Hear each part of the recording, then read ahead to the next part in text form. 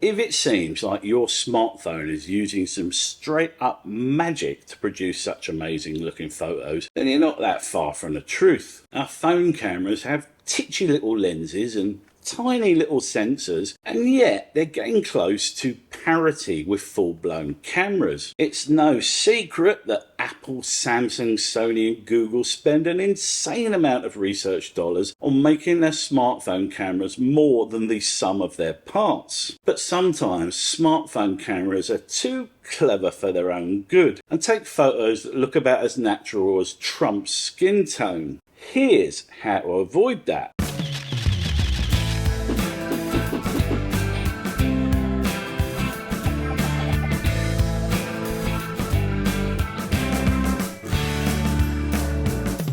The reason for over-processed iPhone photos is something called computational photography. This advanced code embedded in the iPhone's A-series Bionic chip leverages the power of the hardware to run a high-tech image processing toolkit. Multiple exposures, denoising algorithms, sharpening, AI subject detection, lighting optimizations and stabilization are all used in the microseconds between you pressing that shutter button and the photo appearing in your phone's photo library. In fact, if you take a photo using Apple's Deep Fusion mode on an iPhone, then it shoots 9 images, 4 of which it takes before you even press the shutter button. The neural engine then analyzes the blended combination of long and short images in order to optimize for detail and low noise. iPhones also have a smart HDR mode which is used in less challenging lighting situations and which creates an HDR blended image which can suffer from the same over-processed look. Computational photography is clever stuff, of that there is no doubt, but sometimes it goes a bit too far. Photos can sometimes look over-processed and artificial. There is a way of avoiding that over-processed look, and it's actually pretty simple. In fact, there are a couple of tricks we can use in order to shoot more natural looking photographs on an iPhone, and the first of those is to start shooting in RAW. Now, the whole point of smartphone photography is that it's convenient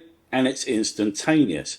You take the picture and boom, share it on your social media or your chat app. If you shoot in RAW, then you will lose a bit of that convenience because you will have to edit your photo before you share it. But if you're looking to take more natural looking photos, then I'm guessing you're prepared to spend a few minutes manually editing, because that's how you get improved results. Also, if you're using your smartphone to shoot landscapes, then post-processing is always going to be part of the deal, so it's no biggie. The reason we shoot in RAW is because the image file contains the unprocessed visual color, pixel and light data. In RAW mode, we are able to intercept that photo before it passes through most of that computational photography pipeline. The smartphone is still doing some work behind the scenes, but if you shoot RAW, you will definitely end up with a cleaner looking image to work on. The second trick we can use in order to shoot more natural looking photographs is to use a third-party camera app. On the iPhone, that native camera app is great, but if we step up to a good third-party app, we can achieve better end results. I've been using third-party camera apps for 14 years now, right from the early days with Best Camera and Hipstamatic. But the camera apps I use in 2023 to shoot in RAW on my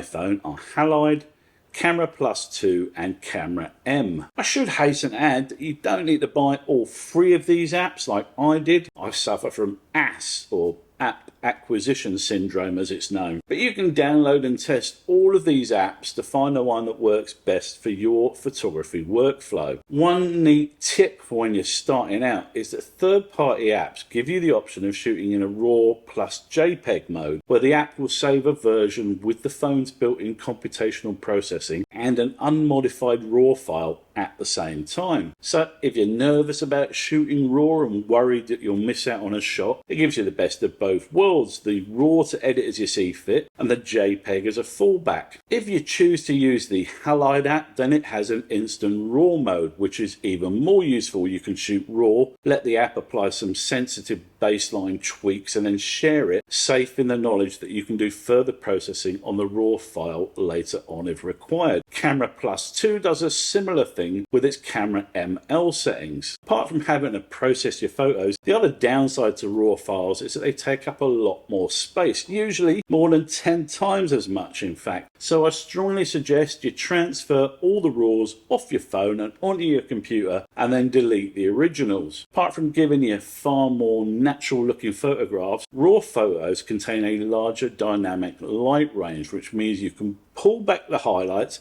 and boost the shadows to a far greater degree than is possible in a JPEG. When you're processing your RAW, remember that the aim is to end up with a more natural looking shot, so try not to go crazy with the old sliders. That'll do us for this video, guys. Do you find your iPhone photos looking a bit crunchy and unnatural? Have you tried a third-party app to improve your snapshots? Let me know in the comments section down below. And if you got value from this video, please hit the old like button and subscribe for more down-to-earth photography and drone-related content from me. Till the next time, guys, ta-ta.